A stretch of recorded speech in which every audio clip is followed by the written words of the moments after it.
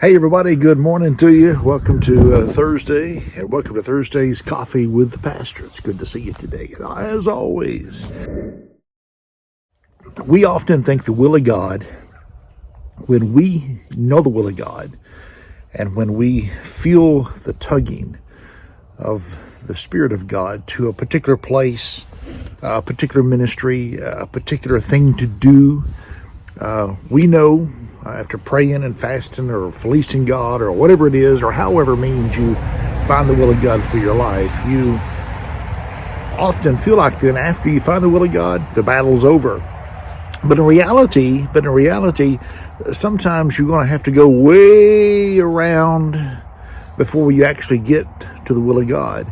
If you think about the children of Israel on the way to the promised land, they wandered around, they went here, there, and everywhere. Yeah, some of that was because of their own doing, their own mistakes, their own bad choices they made.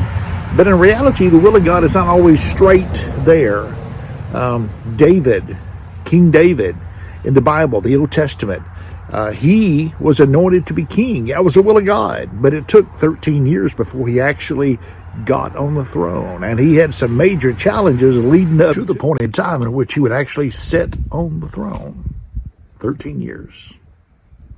It wasn't straightforward. It was the will of God, but it wasn't straightforward. The children of Israel, it was the will of God for them to go to the promised land, but it wasn't straightforward.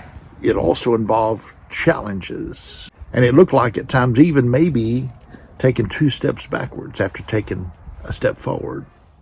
Sometimes we feel like that if it's the will of God, then automatically it's just going to happen the next day. And sometimes it does, but usually it does not. It's still a process of time. But God kind of gets us a heads up, if you will, and gives us a chance to prepare ourselves, prepare our families, prepare ourselves yet, because maybe we're not quite ready yet, but God is kind to give us at least a glimpse of the future.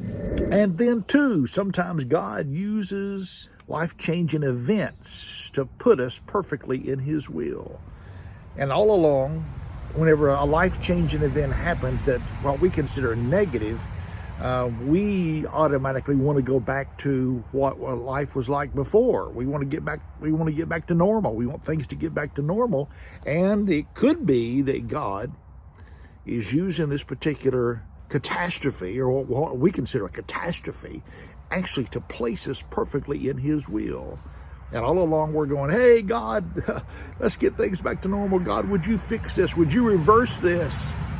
And all along, it could be that He's using that to place you perfectly in His will, where He wants you. But He uses sometimes what we consider, things that we consider negative, to put you perfectly in His will. Just a couple things to think on this morning, this Thursday morning. Thanks for watching Coffee with the Pastor. I hope you have a blessed day.